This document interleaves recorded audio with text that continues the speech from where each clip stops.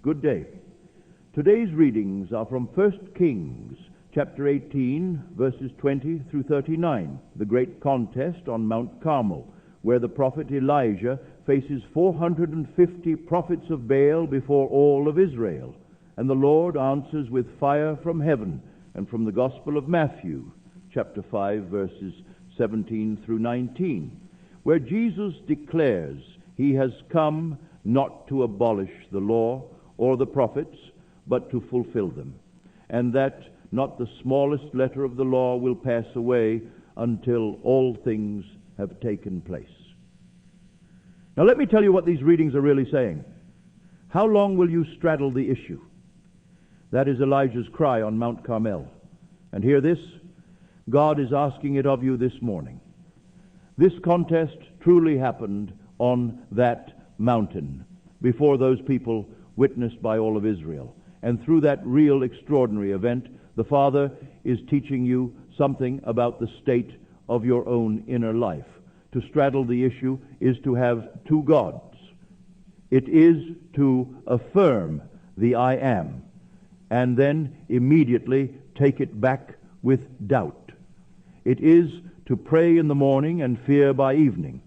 It is to imagine the wish fulfilled and then spend your day searching for evidence that it will never come. You cannot call two names at once. You must choose your God. See the prophets of Baal. They called from morning to noon. They cried louder. They hopped around the altar. They slashed themselves with swords and spear until blood ran from them. And there was no sound, no answer, no one listening. Do you recognize this? Outer effort, outer noise, outer performance. Calling on something outside yourself to validate you, to confirm your desire worthy, to finally say yes. This is how the uninstructed mind seeks. The gods fashioned from the world's approval, from another person's yes, from the anxious and effortful repetition of a wish still held in want. These are Baal. They have no fire. They cannot answer. They are not the saw. Then see what Elijah did. He came forward and repaired what had been broken. He took 12 stones, one for each tribe of Israel, the fullness of God's people, and rebuilt the altar of the Lord. Those 12 stones are your wholeness of assumption. Every part of your life gathered into one unified, believing consciousness. Then he drenched it.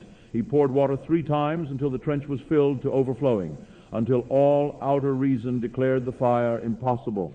And then he simply spoke quietly, directly. Answer me, Lord. No slashing, no desperate repetition, a quiet word spoken from a man who knew whom he served. And the fire of God came down and consumed the offering, the wood, the stones, the dust, and lapped up every drop of water. This is the creative fire of I am. Turn within. Rebuild your altar. Fill your imagination with the feeling of the wish already fulfilled. Speak your word from a place of knowing, not from want.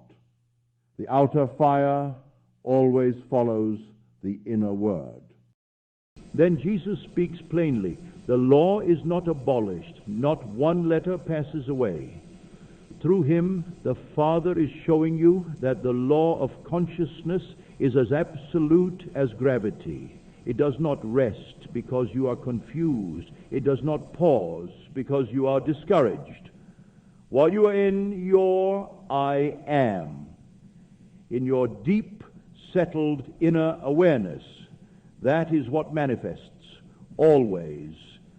Elijah knew it on that mountain. Jesus fulfilled this law perfectly in his own body and then invited you into the same fulfillment. Obey the law.